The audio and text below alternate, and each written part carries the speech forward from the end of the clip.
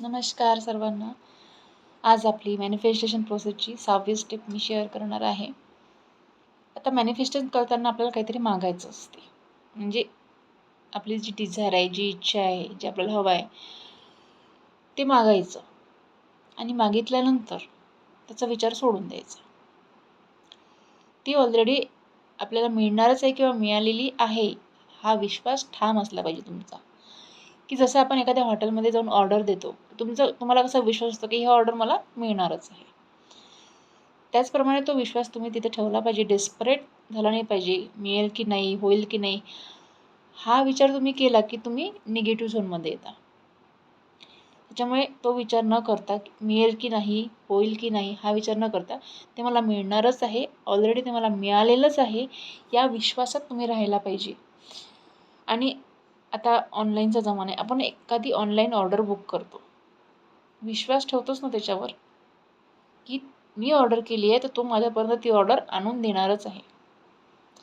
तसंच तुमची जी इच्छित डिझायर आहे ती तुम्हाला मागायची आहे आणि ती मिळालेलीच आहे, म्हणजे मिळणारच आहे 100% या खात्रीने तुम्ही वागायचं आहे. आनंद व्यक्त करायचा आहे. त्याच्याबद्दल जजमेंट नाही करायचं आहे. होईल का, कसं होईल, एवढं मोठं मागितलं आहे, मला मिळेल का, मी डिझर्व करतो का, हा विचार सोडून मी जे मागितलं आहे ते 100% माझंच आहे आणि ते मला मिळणारच आहे. फक्त युनिवर्सकडून डिवाईन टायमिंगमध्ये तुम्हाला ते मिळेल. तुम्ही आज मागितलं ते उद्याच मिळणार नाही. तुमची फ्रिक्वेन्सी त्या गोष्टीपर्यंत जोपर्यंत मॅच होत नाही तोपर्यंत ते मिळत नाही. त्याच्यामुळे हवी असलेली गोष्ट मागायची आणि आपण ती गोष्ट तिथे सोडून द्यायची. ही तुम्ही जर लिहून ठेवली वहीमध्ये की मला हे हवं आहे आणि ते मला मिळालेलं आहे, त्यासाठी परमेश्वरा तुझे खूप मनापासून धन्यवाद. पुढच्या वर्षी तुम्ही ती डायरी ओपन करून बघाल ना, तर ती खरंच गोष्ट तुम्हाला मिळालेली असेल. तुमच्या नकळत तुम्हाला कळणार पण नाही. असं असतं मॅनिफेस्टेशन.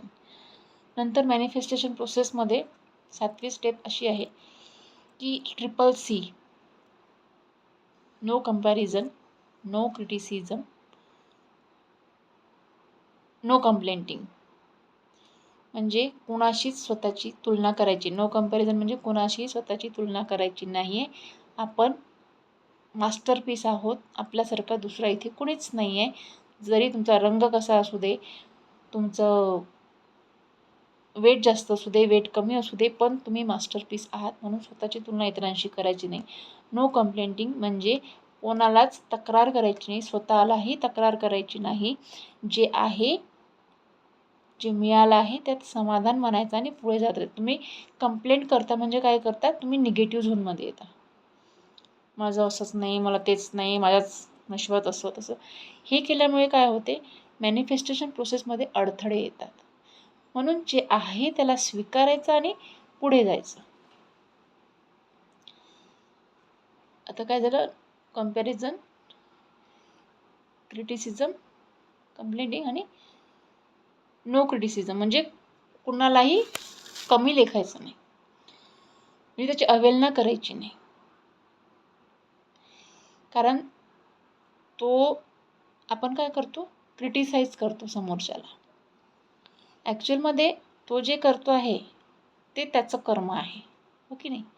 तर त्याला क्रिटिसाइज करायचा अधिकार तुम्हाला नाही आहे. तुम्हाला ते पटत नसेल तुम्ही इग्नोर मारा, पण तुम्ही क्रिटिसाइज केलं तर तुम्ही तुमची फ्रिक्वेन्सी लो करता. तुम्ही एखाद्याला जज करता, क्रिटिसाइज करता, त्याच्याबद्दल काहीतरी बोलता.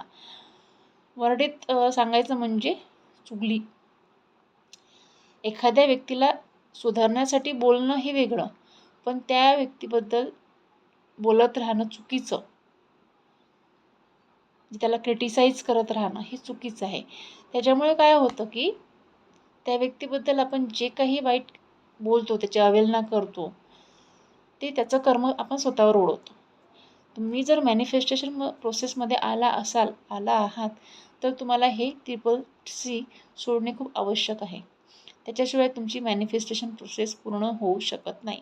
नाहीतर रोज मी मागते, धन्यवाद ब्रह्मांडा, मला हे मिळालेलं आहे, त्यासाठी खूप खूप आभार आभार आभार, आणि दुसऱ्या क्षणी कंप्लेंट, क्रिटिसाइज, आणि कंपॅरिझन, ह्या 3 गोष्टी जर तुम्ही करत असाल तर मॅनिफेस्टेशन प्रोसेस पूर्ण होत नाही. थँक्यू.